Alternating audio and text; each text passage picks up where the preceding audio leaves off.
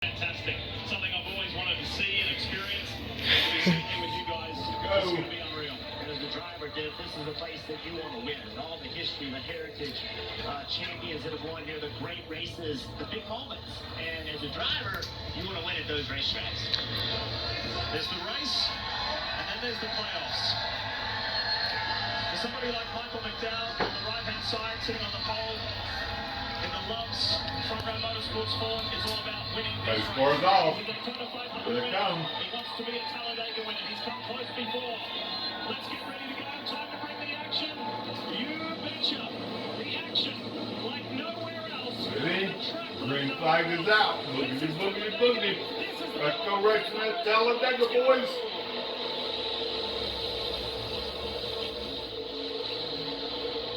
McDowell's got his teammate Todd Gilliland right behind, giving him a nice push. Cedric on the high side. The front row guys are working well together, straight from the drop of the green.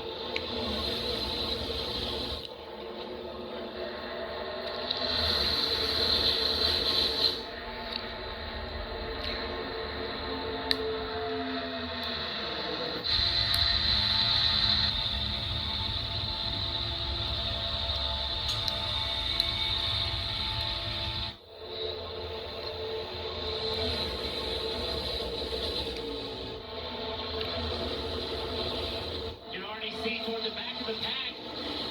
The drivers are trying to make that outside line work 3 wide.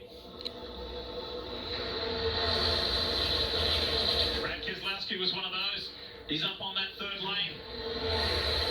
We saw a good shot earlier of Joey Logano, and this is Daniel Suarez having to serve a drive-through, a pass-through penalty, unapproved changes to the car, specifically the roof, and this is going to hurt.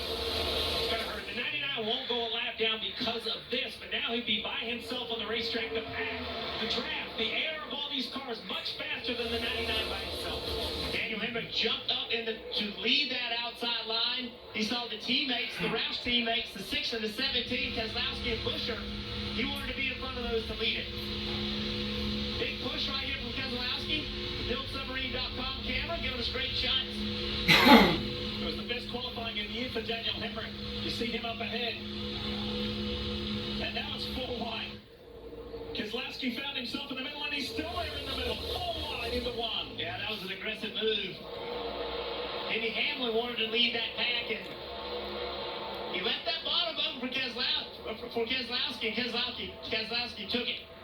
I think Denny thought that 3 wide would be the max this early. Brad, different opinion, and now the 11, after a top 10 qualifying effort, will fall to the back. You wonder if this will change the mindset. The guy behind the wheel, does he go into conserve mode, try to stay back there, or does he dig his heels in and try to fight back to the front? You know, that's a great point, Steve, because in Atlanta earlier in the year, a few weeks ago actually, a drag-style racetrack like this, he decided to ride around in the back. And it didn't work. And he talked about being aggressive this race. As soon as he got aggressive, it didn't work out. And now he's at the back, so how does he respond? You see that bright yellow car, Michael McDowell leading the pack. He's going to continue to change lanes, trying to pick up that help. You can see it from overhead, although he's very patient on the bottom. I expected him to kind of move up and pick up the top lane. There you go, the lane change. Pick up those RFK teammates, Brad Keselowski, Chris Buescher. The Fords working well together. Brian Priest, the 4th one in line in that Wonder Bread car. The inside lane is not together at all. Look at the gap in between the cars on the inside line. Wow. How much tighter they are on the outside. That makes it much less efficient. You lose speed with gap. The air is so violent around these race cars. If something catches your eye, it could be the flaps on the hood. If you ride on board with Joey Logano with the Coca-Cola onboard camera, you've gone down the interstate and rolled down just one window, and you hear that air buffing around inside the car. Now imagine 3 times the speed, 3 times the air pressure. That pressure can get under the hood. You see those flaps start to open. Always catches my attention. You're going to see right there on the left side of the 8, Kyle Busch, the hood flap flying open. Busch with a great qualifying yesterday, and his RCR teammate Austin Dillon. Both in the top 10. They went to the second round of qualifying. Gilliland's on that low inside line. He's got Logano right behind him. 4 Fords working the top line. And Michael McDowell leads that pack. The Toyota on board. Tyler Reddick. Last week in Kansas did not work out the way that the 23-11 driver, the regular season champ, wanted. Yeah, won this race in the spring. Looking for a repeat performance to make up for that race. You mentioned that Kansas performance. Subpar for Reddick. That inside lane does not look very good right now. Seeing a lot of drivers in it start looking to find a place to get to the middle. And there's nowhere to go, Steve, that it'll keep some energy on that inside lane, but if they start getting out of it, it'll absolutely destroy it. Steve, something that I know that, annoys you in a way is when people say it could be anybody. Anybody could win this race. And you say, well, what about the guys who are really skillful at it, who really work their craft at it? I asked Michael McDowell, the race leader, this morning, as a kid who grew up racing open-wheel cars on road courses, how have you become so good at super speedways?